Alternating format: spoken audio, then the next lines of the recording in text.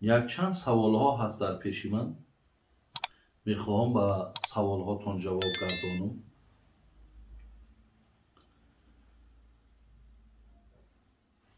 یک نفر گفته است بابا جان بسیاری مردها زن یکم را طلاق میکنند، زن دوم میگیرند، بعد از چند وقت با بهانه فرزند یا یگان چیز دیگر باز پنهانی با زن یکم ملاقات میکنند و بعضا وقت شب را هم با زن طلاق کردهشون میگذرونند. اسلام با این گونه زنها یا با این گونه مردها چی میگوید؟ اگه هر دوشون گناهگارند. وقتی زن که طلاق کردی، وقتی که مقصد دیگر جدایی بگیم یا بیگانه شدن، با همون طلاق کردن. وقتی زن که مردک طلاق کرد به نیت دیگر زندگی نمیکنم، یا زنی که از مردک طلاق طلب کرد به مقصدی که زندگی نمیکنم، دیگر شما مقصد او زن و او شوهر اولا نیستید، اگرچه شما چند سالهای زندگی کرده بودید. برای همین یعنی شما همچو یک زنی بیگانه و همچو مردی بیگانه اید. این کار انجام ندین که این همچو زنا حساب میخوره. برای همین پیشگاه خدای مهربان در این گناه کبیره است. بعد بسیار شومی ها داره، بسیار مقصد سیاهی ها داره، چی در جان خودت، چی در جان زنت، چی در فرزندکات، چی در مال اسبابت. برای همین بسیار در این مسئله احتیاط کنید. سوال دیگری که کردن گفتم وقتی که مرد میگه من از برت گذشتم، در این سخن طلاق می شود یا نه؟ وقتی که مرد با زن مسئله جدایی در جنگ جنجالشون رفته است، مردک در حال میگه که من ایمی خیلی زندگی بیزارم، یا مقصد من ای سر امی زندگی گذشتم یا ای سر تو گذشتم. مقصد همون مردک جدایی باشد، مقصدش طلاق باشد، طلاق می شود. سوال دیگر، عکس میت رو در تلفن گیری گناه است؟ مثلا همون مرده ها را صورت می گیرن. خب یا اینکه مثال همون مراسمی دفنم حاضر مثال بگیم با تلفن ها ضبط میکنن. اگه اینها خواهرها و برادرها دائم گویم مصیبت ایسری نو با زنده میکنن. هرگاهی که همون جسد مادر پدر برادر میبینی یا هرگاه مراسمی دفن همون را میبینی، در تو یک دقت پیدا میشود، در تو یک غم پیدا میشود. برای همین است که مثال در شریعت بینید که میگد که از 3 روز زیاد دیگر ماتم نگیر، مقصد یا خودم ماتم زدن نشانته. یعنی در حال مقصد باز دنبال کارت شد، دنبال فعالیت شد، هیچ وقت مقصد خیلی دیگر دائم نشسته و فریاد کردن و گریه کردن و اینها دیگر نباشد.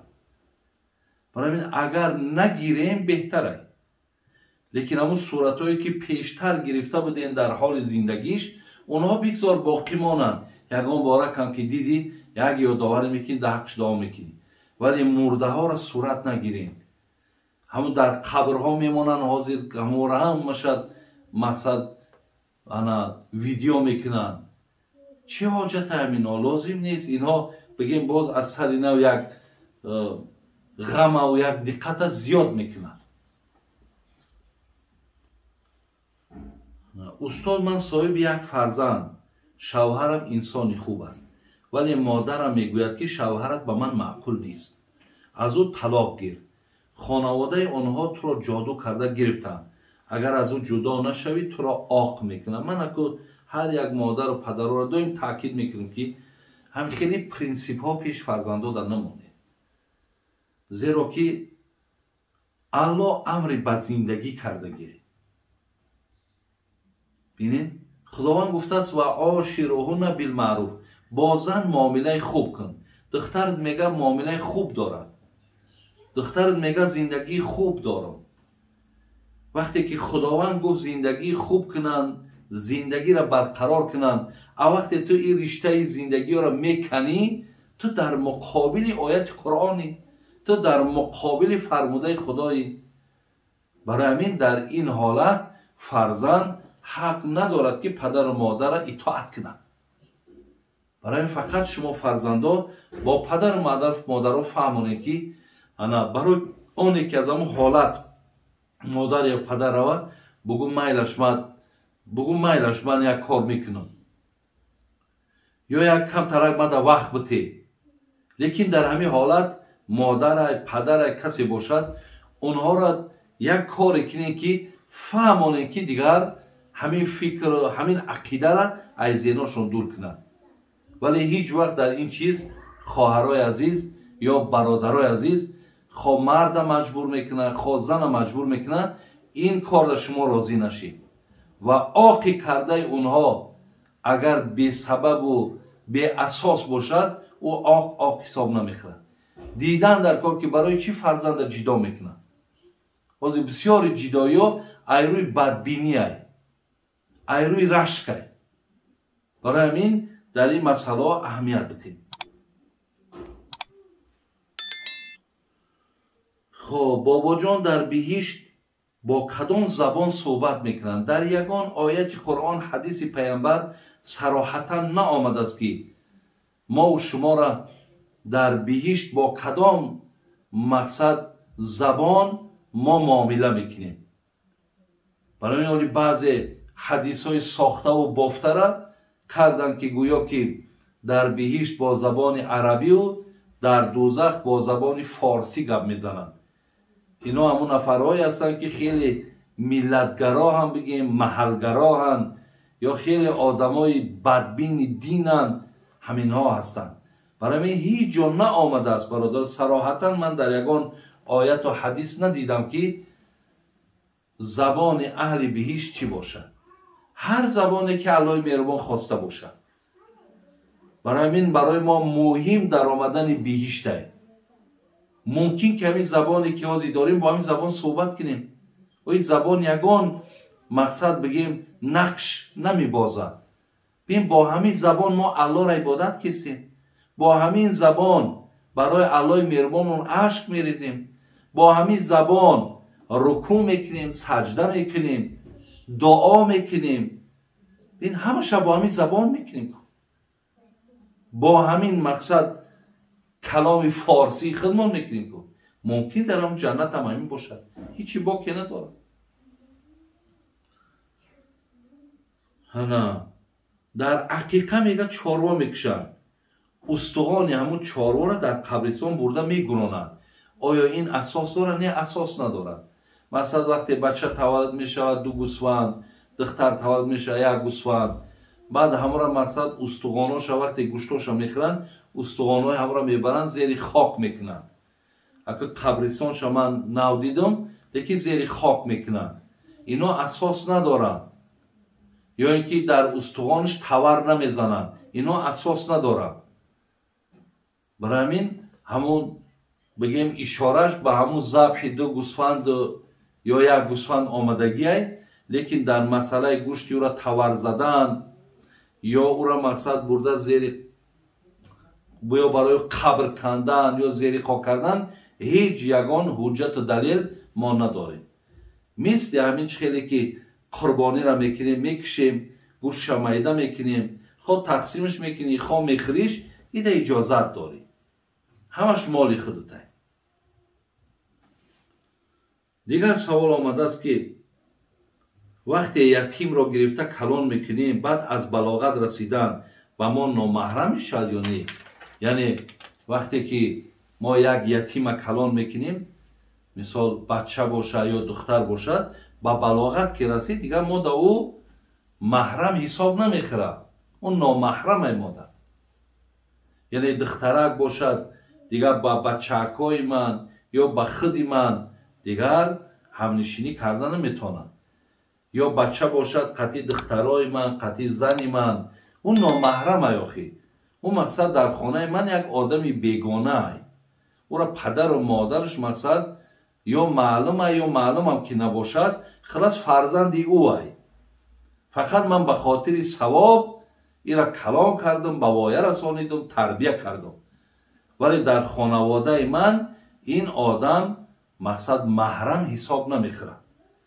یعنی اگر بچه باشه حق داره که دختری مرا نکاح کرده بتیمش، یا اگر دختر باشد میتوند بچه مرا نکاح کرده بتیمش، به شرطی که از مثال عائله من شیر خوردگی نباشه. یکی وقتی آمد شیرش دادیم دیگه او فرزند ما حساب میخوره.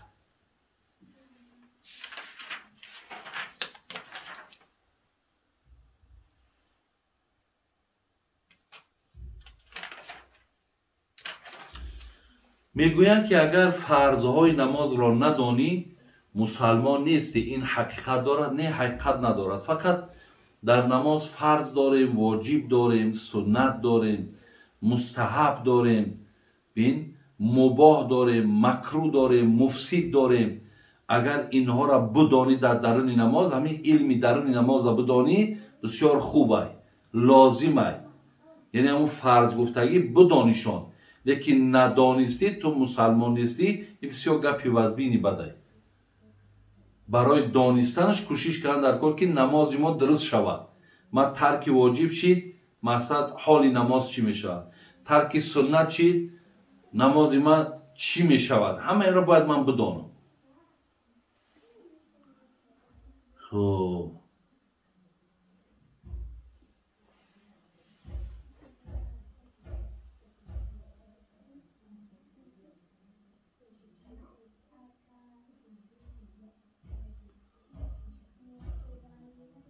استاد، من طبیب جراح هستم.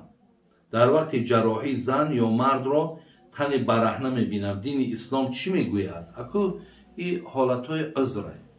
هرگاهی که اگر ما نیاز پیدا میکنیم در حالت همون جراحی، مثال اگر هر یک موضع، مثال همین پای من اگر به شرطی که باید جراحی شود، باقی اعضای ما باید کشانده شود و همون جای جراحی باید که کشاده باشه.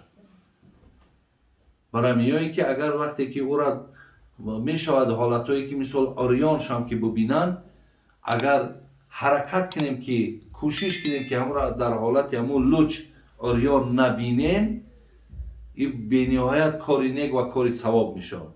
لیکن اگر ضرورت پیدا شود که مقصد همون را دیدن در کار، سنجیدن در کار، این حالت مادام عذر که هست شما گناهگار نمیشید. در نزد زن فالبین درس قرآن آموزی جایز است؟ هیچ وقت جایز نیست. اگر زنی که فالبینه یا مردی که فالبینه اگر پیش او برای قرآن با آموزی، هر یک قدم در پیش خداوند تو گناهگار میشه. او فالبین برادری عزیز، او با قرآن سر کار نداره. او قرآنی را که اونها میدانن و آموختنش با او ایمان نداره. برای چی حکم آدم فالبین جادوگر در حکومت های اسلامی حکمشون مقصد اعدام گفتگن، یعنی در همون دار کشیدن، برای خاطری که اینها در مقابل آیت قرآن ایستادگی هستند. این مردم ساده ما که رفته همونا را باور میکنن و آخی او بیچاره اگر این قدر دانش و فهمیش میدیش همین قدر روزی درست خچه روش سیاه و سفید کده برای همین 5-10 سامانی تو خچه هم خار زلیل میکرد.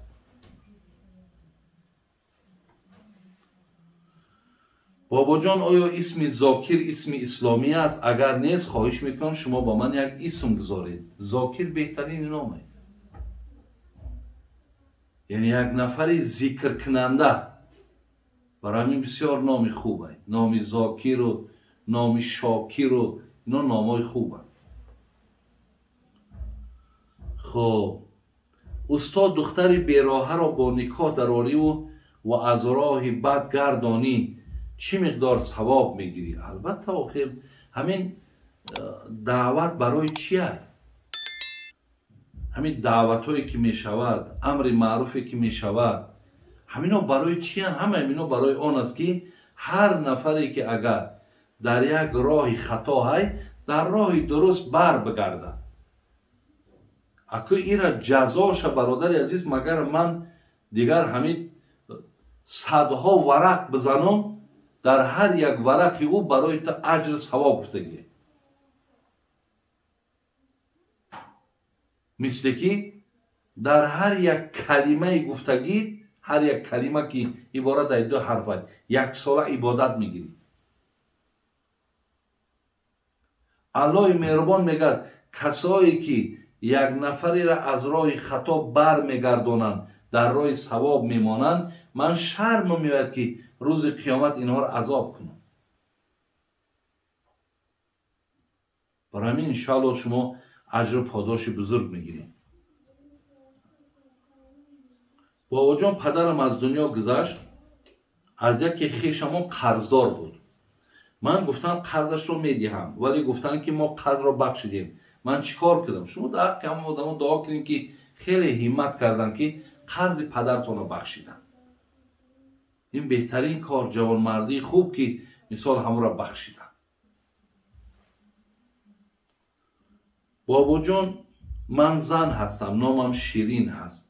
میگوین که اسم پسر شیطان است، باید اسمت رو عوض کنی. این گپا یگان اصل نداره. شیطان بچه شیرین نام داشته باشد یا دخترش، این خیلی گپا هم اصل نداره و نام زیبا هست و نام خوب است.